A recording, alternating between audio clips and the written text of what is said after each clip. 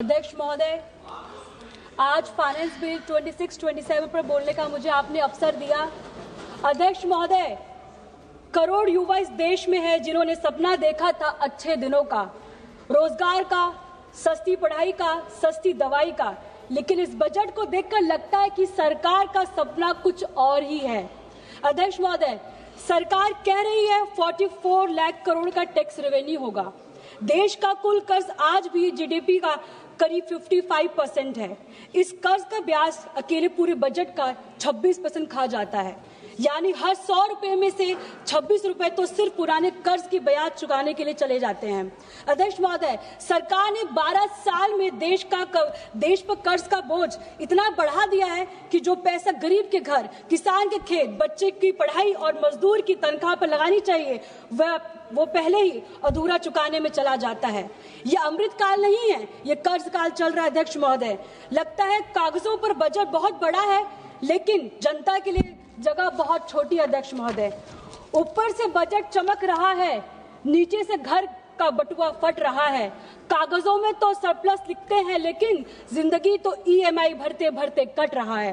कर्ज बढ़ता जा रहा है, बजट पीछे छूट रहा है, डेब्ट तो एसेट से तेज भाग रहा है। अध्यक्ष महोदय, ये कैसा अमृत काल है जहां आम हिंदुस्तानी का भविष्य गिरवा रखा जा रहा है।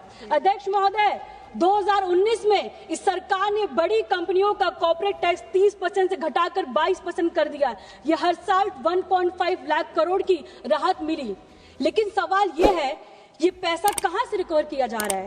मध्यम वर्ग से, किसान की जेब से, नौकर पेशी की सैलरी से। अब इनकम टैक्स कॉर्पोरेट टैक्स से ज्यादा हो गया। अध्यक्ष महोदय, यानी सैलरी पाने वाला आम इंसान, छोटा व्यापारी, वो ज्यादा टैक्स दे रहा है और बड़ी कंपनियां कम।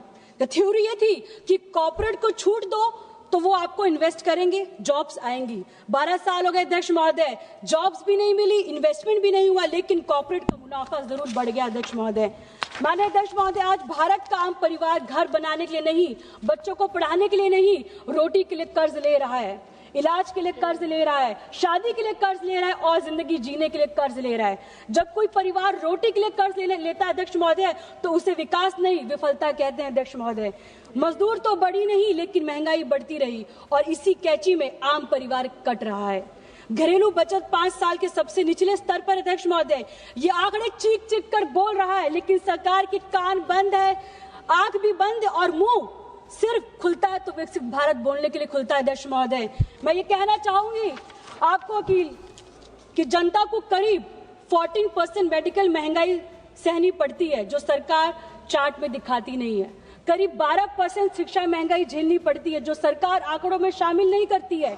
कई परिवार आज अपनी पुरानी कमाई का आधा हिस्सा सिर्फ एक बच्चों की पढ़ाई में लग जाता है और एलपीजी की मांग तो हर रसोई को छुआ है और छोटे ढाबे बंद कर रहे हैं, कर्मचारी छटनी हो रही है। अध्यक्ष महोदय, असली महंगाई वो है जो आम आदमी को महसूस कराता है, जो किसी गवर्नमेंट रिपोर्ट में नहीं लिखी होती है। अध्यक्ष महोदय, उत्तर प्रदेश सबसे ज्यादा सांसद इस पार्लियामेंट में आते हैं, लेकिन वहां का पर कैपिटा इनकम आज भी नेशनल एवरेज से भी कम है। इतने सालों में डबल इंजन गवर्नमेंट तो बनी आपकी, लेकिन डबल इंजन तो लगा तो दिया आपने, लेकिन आदमी से भरी ट्रेन खींचने के लिए उस इंजन में दम नहीं। अध्यक्ष महोदय, मैं आपसे ये कहना चाहूंगी कि मिडिल ईस्ट की इस लड़ाई के दौरान अमेरिका ने कहा कि उन्होंने भारत को दूसरे देशों से तेल लेने के लिए अलाउ किया। अलाउ ये सिर्फ शब्द नहीं अध्यक्ष महोदय, ये हमारी सॉवरेनिटी पर सवाल उठाता है। सबसे बड़ा सवाल है कि सरकार चुप क्यों रही। सरकार के जो ये लोग रोज बड़ी बड़ी बातें करते हैं अध्यक्ष महोदय, वो आज किसी दूसरे देश की प्रेस कॉन्फ्रेंस में अलाउ जैसे शब्द सुनकर चुप बैठे हैं। अध्यक्ष महोदय, 1971 में इंदिरा गांधी जी ने प्रेसिडेंट निक्सन की धमकी को नकारा था, अटल जी ने पोखरण के जरिए दुनिया को जवाब दिया था। आज हम अलाउ सुन रहे हैं और सरकारी किसी व्यक्ति की तरफ से ट्वीट नहीं आया। अध्यक्ष महोदय, मैं आपको ये कहना चाहती हूँ, ये कैसा आत्मनिर्भर सरकार है, ये कैसा देश है। मगर मैं ये कहना चाहूंगी, चीफ भी विदेश के है, AI भी विदेश का है, तेल भी विदेश का है, ऊपर से इजाजत भी अमेरिका दे हमें। ये कैसा आत्मनिर्भर पल रहे अध्यक्ष महोदय। वेवर लेकर भी खुद को ग्लोबल लीडर बताने सबसे बड़ा विडंबना है अध्यक्ष महोदय। जब अपना फ्यूल भी दूसरे के लाइसेंस से मिली तो देश की सॉवरेनिटी पर सीधा सवाल उठता है अध्यक्ष महोदय। भाषणों में तो आत्मनिर्भर है, फैसलों को किसी और के अलाव का इंतजार करते हैं अध्यक्ष महोदय। ये लोग G20 देशों में फीमेल वर्क पार्टिसिपेंट सबसे कम है अध्यक्ष महोदय। भारत में 20 से 29 साल की सिर्फ 18% महिलाएं पेड जॉब में है अध्यक्ष महोदय, और उत्तर प्रदेश में सिर्फ 9.8% है।